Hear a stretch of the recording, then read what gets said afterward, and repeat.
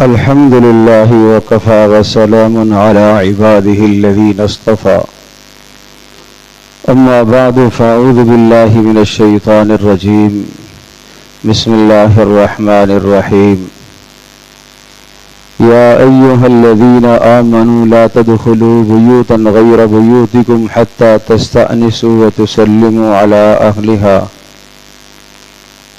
ذلكم خير لكم وقال الله عز وجل والذين يؤذون المؤمنين والمؤمنات بغير ما اكتسبوا فقد احتملوا بهتانا وإثما مبينا وقال رسول الله صلى الله تبارك وتعالى عليه وسلم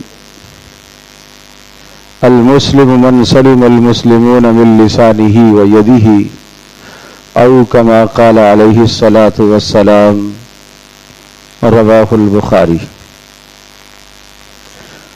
اللهم صل على محمد وعلى آل محمد كما صليت على إبراهيم وعلى آل إبراهيم إنك حميد مجيد اللهم بارك على محمد وعلى آل محمد كما باركت على إبراهيم وعلى آل إبراهيم إنك حميد مجيد اللہ جل جلالہ نے اس امت مسلمہ اس آخری امت کے لیے دین اسلام کو منتخب فرمایا اور فرمایا وَرَضِيتُ لَكُمُ الْإِسْلَامَ دِينًا، اللہ نے تمہارے لیے اسلام کو بطور دین کے منتخب فرمایا ہے۔ اور اللہ تبارک و تعالیٰ کے یہاں ان الدین عند اللہ الاسلام، اللہ کے ہاں دین تو اسلام ہی ہے۔ گویا کہ سب سے کامل، سب سے اکمل، سب سے جامع مذہب وہ مذہب اسلام ہے۔ اسلام میں بتائے گئے ضابطے اور قوانین پیارے پیغمبر صلی اللہ تعالی علیہ وسلم کے زمانے میں بھی معمول بہا تھے، یعنی ان احکامات پر رسول اللہ صلی اللہ علیہ وسلم کی زندگی میں بھی عمل کیا جاتا رہا، اور رسول اللہ صلی اللہ تعالی علیہ وسلم کے زمانے کے بعد بھی تمام زمانوں میں قرآن کریم اور احادیث مبارکہ میں مذکور ان تمام احکامات پر عمل کیا جاتا رہا۔ کوئی شخص یہ نہیں کہہ سکتا کہ اس حکم پر عمل کرنا میری استطاعت سے باہر ہے۔ پھر آج کے دور کے اندر بھی وہ احکامات جو اللہ اور اس کے رسول صلی اللہ علیہ وسلم نے ہمیں دیے ہیں، آج کے دور میں بھی ان احکامات پر عمل کرنا ہی ہماری کامیابی ہے۔ ان احکامات کو ترک کرنا دنیا کی بھی ناکامی، آخرت کی بھی ناکامی ہے، اور یہاں تک کہ قیامت تک بھی وہ احکامات معمول بہا رہیں گے، یعنی ان احکامات پر عمل کیا جاتا رہے گا۔ کوئی یہ نہیں کہہ سکتا کہ یہ پرانی باتیں، ہر آنے والے نئے مسئلے کے لیے قرآن کریم کے اندر رسول اللہ صلی اللہ علیہ وسلم کی احادیث مبارکہ میں حل موجود ہے۔ کوئی بھی نیا آنے والا مسئلہ ایسا نہیں ہوگا کہ جس کا حل قرآن اور سنت میں ہمیں نہ ملتا ہو۔ مسائل تو بہت آئیں گے آج کے جدید مسائل، مگر ان کا حل بھی قرآن اور حدیث میں ملتا ہے، اور آئندہ جو آنے والے مسائل ہوں گے ان مسائل کا حل بھی قرآن اور حدیث سے ہمیں ملے گا۔ آج کی نشست میں جو مجھے بات کرنی ہے وہ اس زمانے کا ایک اہم مسئلہ ہے، اور اس مسئلے سے متعلق چند احکام مجھے عرض کرنے ہیں۔ اللہ جل جلالہ نے سورۃ النور کی آیت بینہ میں ارشاد فرمایا کہ ایمان والو، اپنے گھروں کے سوا دوسروں کے گھروں میں بلا اجازت کے مت داخل ہوا کرو، بغیر سلام کیے بغیر اپنا تعارف کرائے مت داخل ہوا کرو. اور اگر گھر سے تمہیں جواب ملے کہ اس وقت ملاقات کا وقت نہیں ہے یا فلاں صاحب نہیں مل سکتے تو فرمایا تمہیں واپس چلے جانا چاہیے. تمہیں اصرار ضد نہیں کرنی چاہیے مجھے ملنا ہی ہے, تمہیں واپس چلے جانا چاہیے. اس میں تمہارے لیے بہتری ہے, اس میں تمہارے لیے بھلائی ہے. اور پھر فرمایا ایمان والوں سے کہہ دیجئے کہ اپنی نظروں کو نیچا کر لے, ایمان والیوں سے کہہ دیجئے کہ وہ بھی اپنی نظروں کو نیچا کر لے. اب یہ تو میں نے صرف ان آیات کا مفہوم آپ کے سامنے ذکر کیا. اب ہم آتے ہیں اس وقت کا جو مسئلہ ہے. آج ہر گھر میں ہر شخص کے پاس, ہر چھوٹے اور بڑے اور امیر اور غریب کے پاس موبائل فون ہے. کیا موبائل فون سے متعلق بھی کچھ قرآن و سنت میں ہمیں احکام ملتے؟ یہ تو اس زمانے کی ایجاد ہے. ہم تو سمجھتے ہیں کہ ہم اس کے استعمال میں آزاد ہیں, ہم جیسے چاہیں ہمیں استعمال کر سکتے ہیں.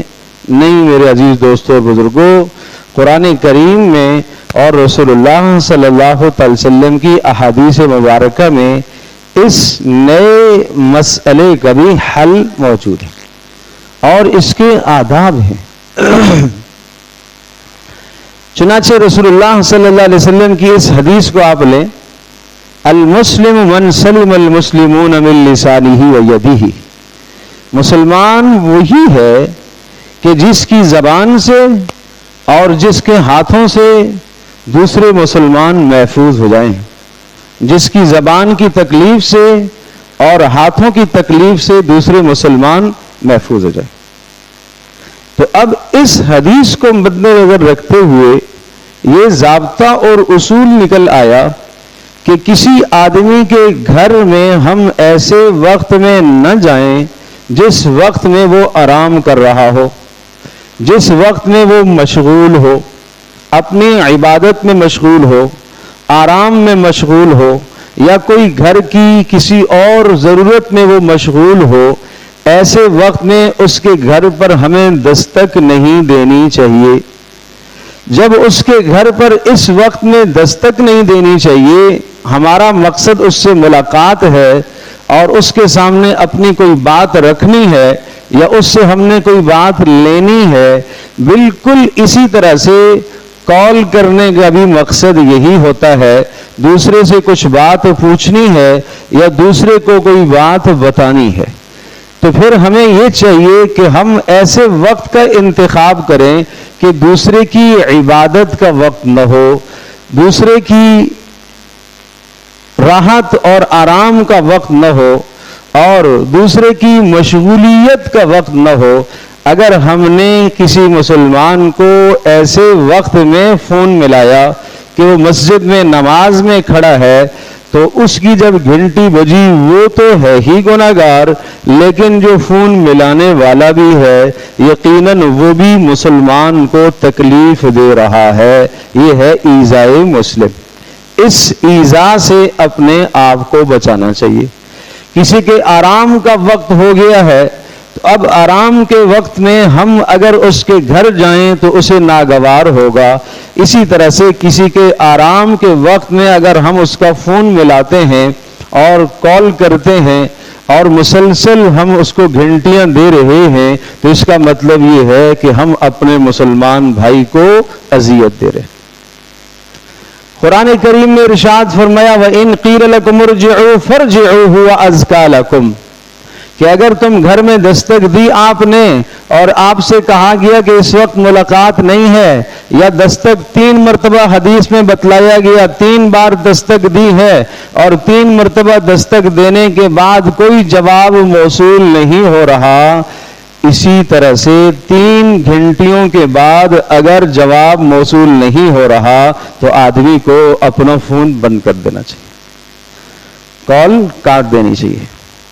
ممکن ہے مصروف ہو, جب وہ دیکھے گا کر لے گا, یا تھوڑی دیر بعد ہم کر لیں ہم اس وقت نہ چھوڑیں جب تک فون کی کال خود نہ کٹے، اس وقت تک ہم نہ چھوڑیں، پھر دوبارہ کال ملا کے چھوڑ دیں تو یہ سامنے والے کو اذیت اور تکلیف دینے کے مترادف ہے۔ رسول اللہ صلی اللہ علیہ وسلم کی تعلیمات کیا بتاتی ہے کہ مسلمان تو وہ ہے کہ جس کی اذیت سے دوسرے مسلمان محفوظ ہو جائے۔ تو اس کا مطلب یہ ہے کہ یہ آدمی تکلیف دے رہا ہے۔ اور اسی طرح سے وقت دریافت کر کے آدمی کو بات کرنی چاہیے۔ جب آپ کسی کے گھر میں جاتے ہیں تو ملاقات کا وقت ہے، بھائی فلاں وقت میں ملوں گا، تو اسی طرح سے ہم اپنا نظم و ضبط بھی ایسا بنائیں اور دوسرے کے لیے بھی نظم و ضبط ایسا ہو کہ اس سے وقت پوچھ کر ہم کال کریں۔ ہاں ایمرجنسی حالات مستثنا ہیں، کوئی اہم چیز ہے وہ علیحدہ بات ہے، لیکن عام طور پر جو ہمیں فون کرنا ہو، کال کرنی ہو تو کیا کرنا چاہیے؟ وقت لے کر بات کرنی چاہیے۔ کبھی کبھی ایسا بھی ہوتا ہے کہ ایک شخص کو آپ کال کرتے ہیں اور وہ فوری فون اٹھا لیتا ہے کہ پتہ نہیں شاید کس کا فون ہوگا، اور وہ کسی ایمرجنسی میں ہے، وہ روڈ پر بھی گاڑی چلاتے میں بھی ہو سکتا ہے، وہ گھر میں کسی ایمرجنسی کام میں ہو سکتا ہے، وہ کسی اپنے آفس میں بھی ہو سکتا ہے، مگر اس نے فون اس لیے اٹھایا کہ پتہ نہیں شاید کس کا کوئی اہم مسئلہ ہو۔ اب ادھر سے فون کرنے والا آدمی لمبی گفتگو کرنا شروع کر دے اور وہ انتظار میں کہ کب یہ فون بند کرے، بات ختم کرے تو میں کال کاٹوں، میں اپنے کام میں مشغول ہو جاؤں، یہ بھی مسلمان کو ایذا دینا ہے۔ یہ سامنے والے کو ہم کیا کر رہے ہیں؟ تکلیف دے رہے ہیں۔ ہمیں پوچھ لینا چاہیے کہ مجھے ذرا لمبی بات کرنی ہے، آپ کے پاس وقت ہے؟ اگر اگلے کے پاس وقت ہے تو اسے بتلا دینا چاہیے کہ جی وقت ہے، اور اگر وقت نہیں ہے تو اسے متبادل وقت بتلانا چاہیے۔ اور اگر اس نے بادل ناخواستہ کہا کہ ہاں جی وقت ہے اور وقت نہیں ہے، اور پھر وہ توجہ کر کے بات نہیں سنتا، تو اس کا مطلب ہے کہ وہ سننے والا بھی زیادتی کر رہا ہے، وہ بھی اپنے مسلمان بھائی کا حق مار رہا ہے۔ پیارے پیغمبر صلی اللہ تعالی علیہ وسلم نے ہمیں یہ بھی سمجھایا اور بتایا کہ ملاقاتی تمہارے پاس جو آتا ہے ملاقات کرنے کے لیے، اس کا آپ پر حق ہے کہ آپ اس کے لیے دروازہ کھولیں اور آپ اس کا اکرام کریں، آپ اس کی خاطر تواضع کریں، اور وہ جو بات لے کر آپ کے پاس آیا ہے آپ اس کی بات کو توجہ سے سنیں۔ اسی طرح سے جو آدمی آپ کو فون کر رہا ہے، کال کر رہا ہے، اس کا مطلب یہ ہے کہ وہ بھی آپ کا ملاقاتی ہے، گو کہ آمنا سامنا نہیں ہے، لیکن اس کی کوئی آپ سے غرض ہے یا آپ کی اس سے کوئی غرض ہے۔ یہ شخص بھی ملاقاتی آدمی کی طرح ہے۔ جس طرح سے ملاقاتی کا آپ پر حق ہے، اسی طرح سے فون کرنے والے کا بھی حق ہے۔ اگر فون کسی کا آ رہا تو بہت سارے لوگوں کا خیال ہوتا ہے میری مرضی میں اٹھاؤں نہ اٹھاؤں، میں کال ریسیو کروں یا نہ کروں، میری مرضی۔ ایسا کرنا جائز نہیں ہے۔ اگر آپ کے پاس وقت ہے، آپ کے پاس فرصت ہے اور ایک شخص کی کال آ رہی ہے، تو میں نے عرض کیا کہ رسول اللہ صلی اللہ علیہ وسلم کی تعلیمات کیا ہیں کہ زائر اور آپ کا ملاقاتی جو ہے اس کا آپ پر حق ہے، اسی طرح سے اس کال کرنے والے کا بھی آپ پر حق ہے کہ آپ اس کی بات سنیں۔ ہاں اگر آپ کے پاس وقت نہیں ہے تو آپ اگلا وقت اسے بتلا دیں، مگر کال ریسیو نہ کرنا، بالکل بات ہی نہ کرنا، یہ بھی ایذائے مسلم میں شامل ہے۔ بسا اوقات یہ بھی کر لیتے ہیں کہ فون آگے سے ریسیو کر لیا، آدمی بات نہیں کر رہا، ریسیو کر کے رکھ لیا،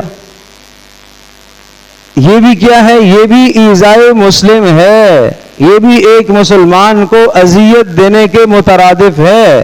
اور پیارے پیغمبر صلی اللہ علیہ وسلم کا فرمان ہے المسلم من سلم المسلمون من لسانہ و یدہ، کہ صاحب اسلام کامل مسلمان تو وہی ہے کہ جس کی زبان سے اور اس کے ہاتھوں سے دوسرے مسلمان محفوظ رہ سکیں۔ تو ہم تو سمجھتے ہوں گے کہ اس معاملے میں تو ہم بالکل آزاد ہیں۔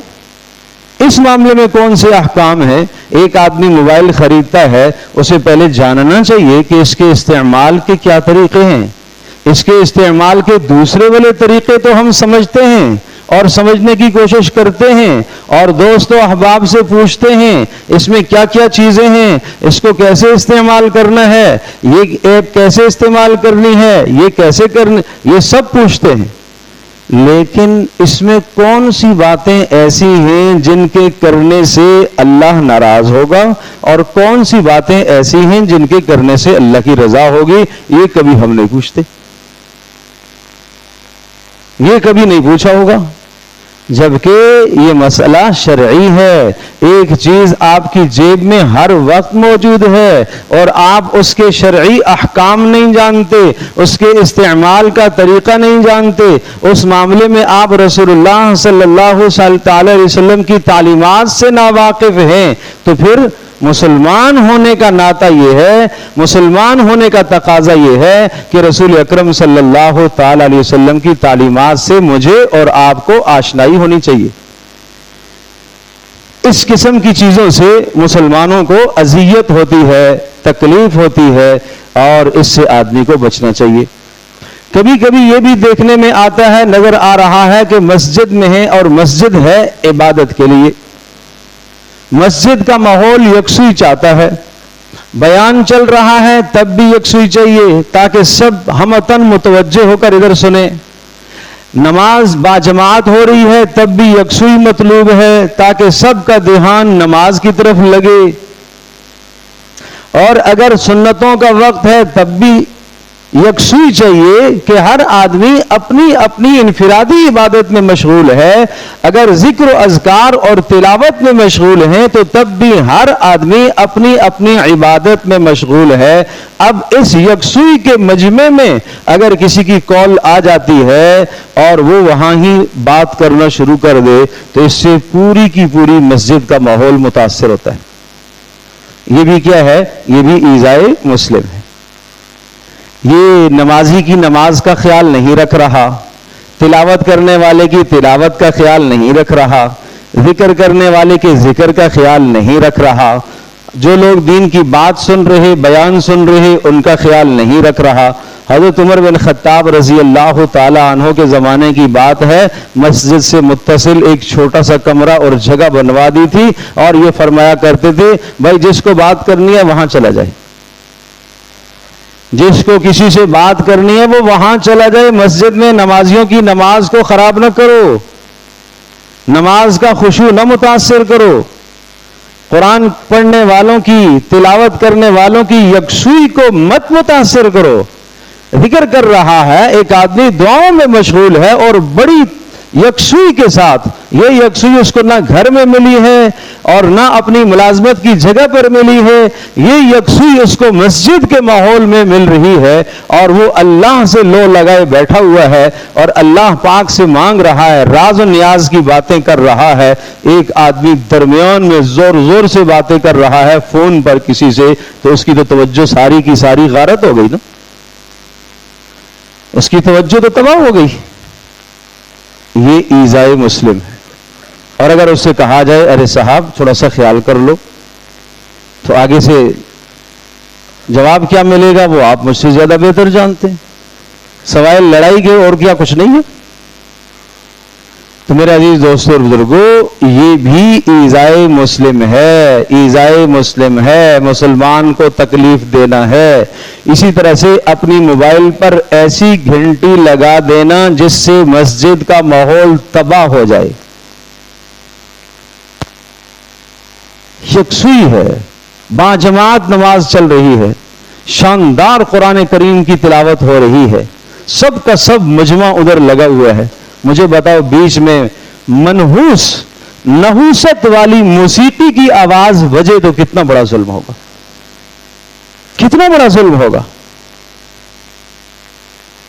اس ٹون لگانے والے کو نہیں چاہیے کہ کوئی خیال کرے، اسے یہ نہیں چاہیے کہ یہ مسجد کے اندر داخل ہوتے ہی اپنے موبائل کو بند کر دے، اسے یہ نہیں چاہیے کہ یہ نمازیوں کی نماز کا خیال رکھے۔ کیوں نہیں یاد رہا؟ کیوں غفلت کرتا ہے؟ کیوں سستی ہے یہ؟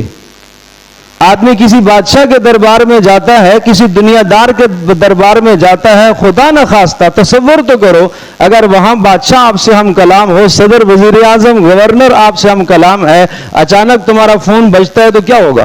پسینے چھوٹ جائیں گے آپ کے. کس قدر بدتمیزی شمار کی جائے گی. اللہ کے دربار میں کوئی بدتمیزی نہیں ہے.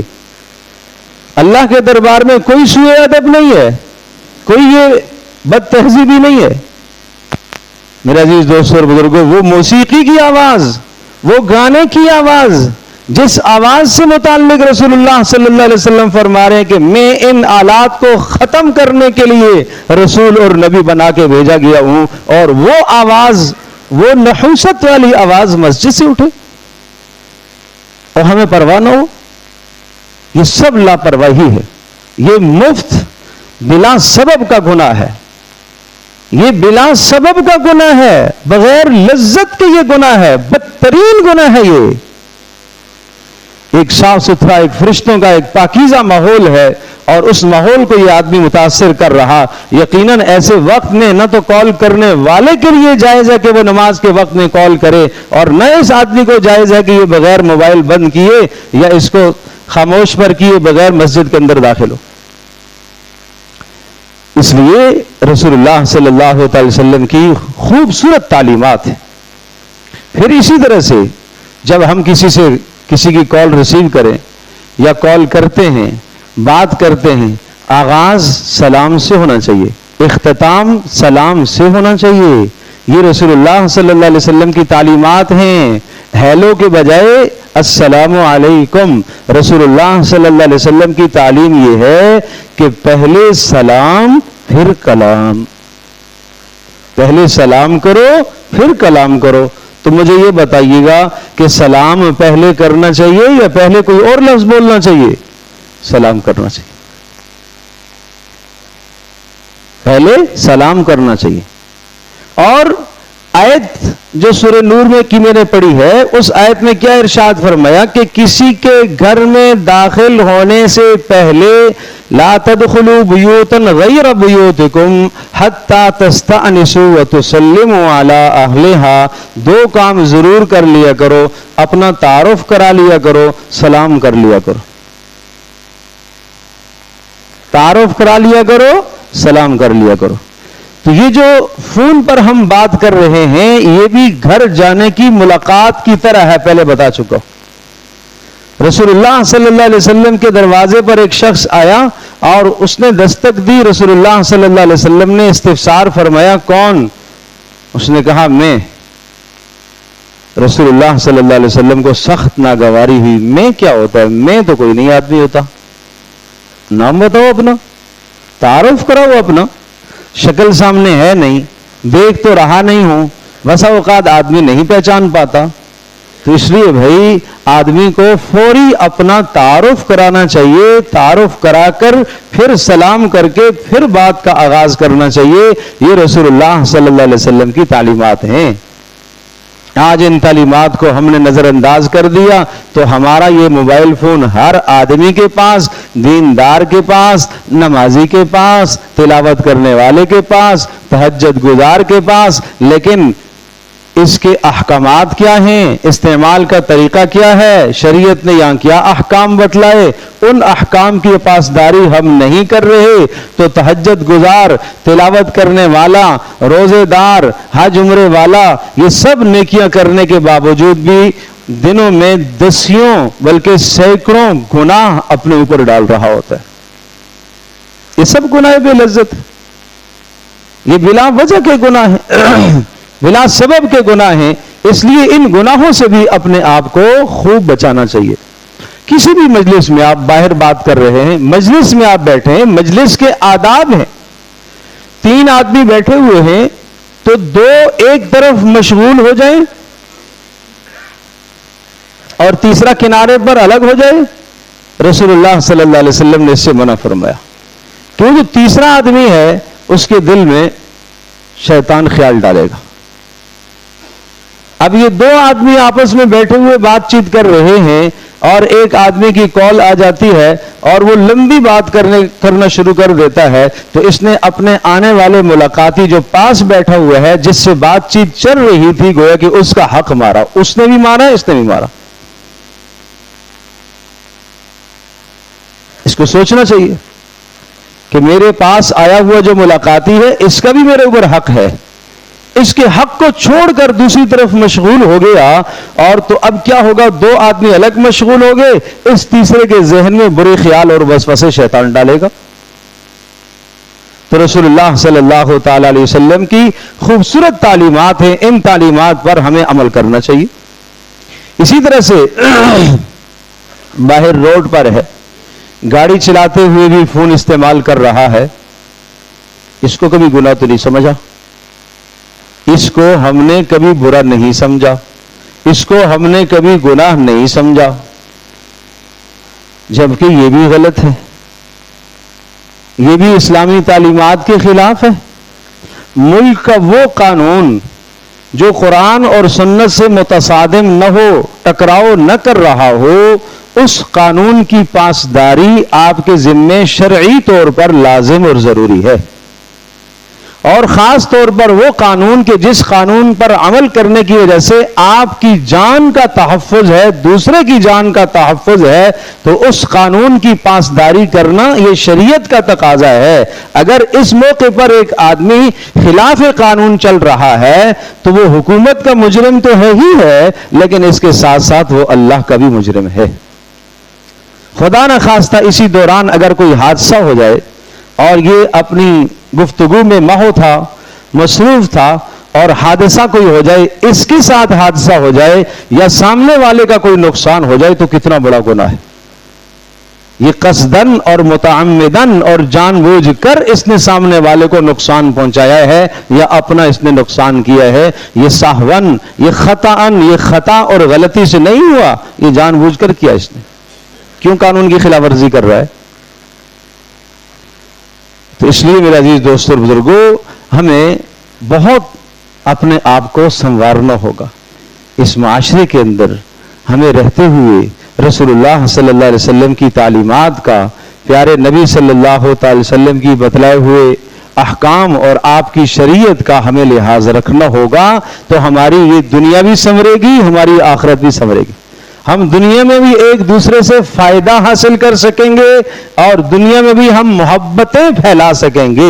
آج یہ چیز موبائل ہمارے پاس آ گئی، دور کے فاصلے تو سمٹ کے قریب آ گئے، لیکن قریب کے فاصلے بہت دور ہو گئے۔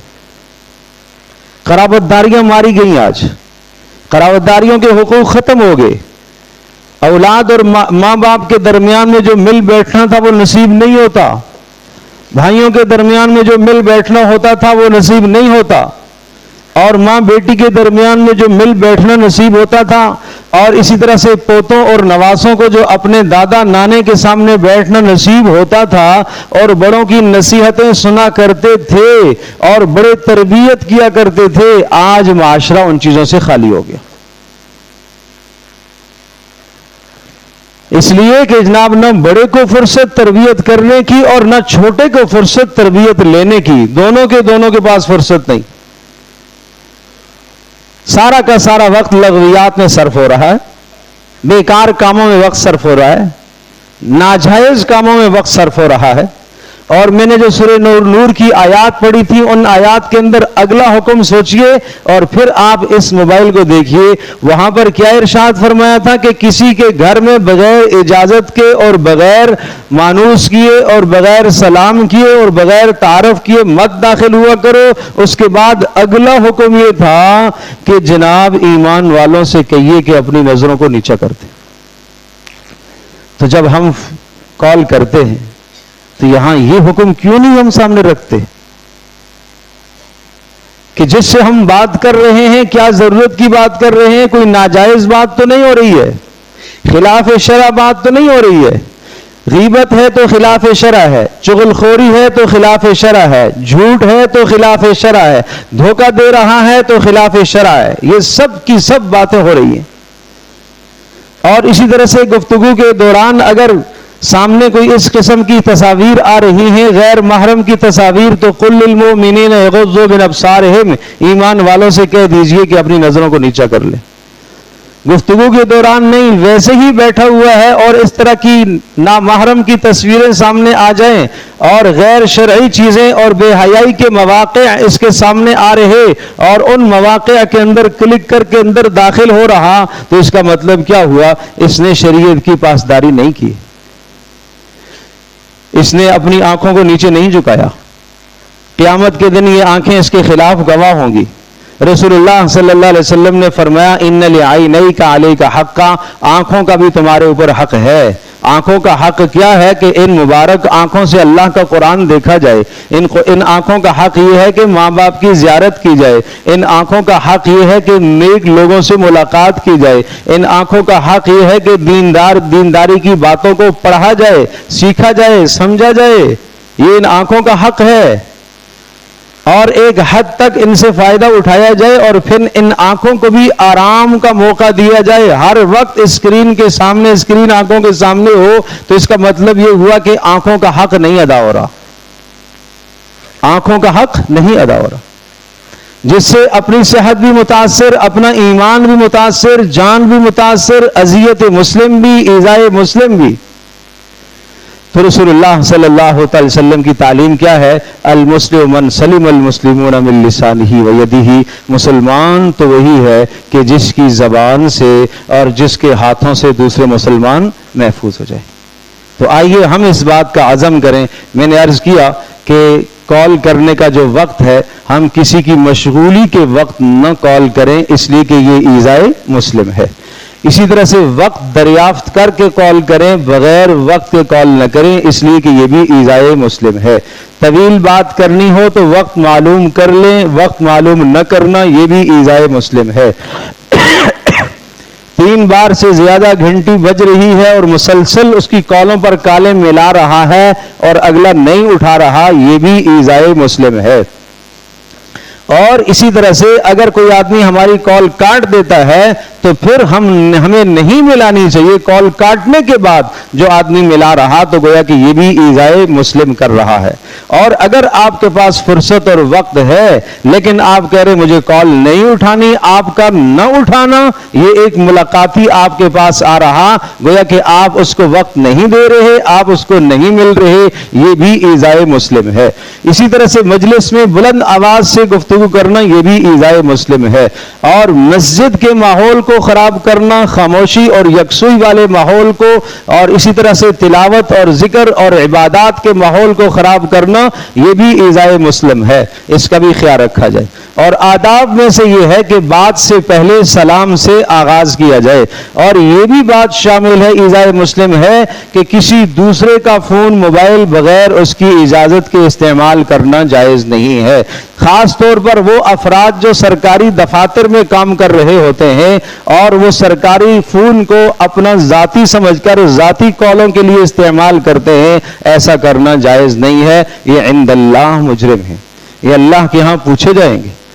یہ مال غنیمت نہیں ہے، یہ سرکاری مال ہے، یہ اس میں پوری امت مسلمہ کا حق ہے۔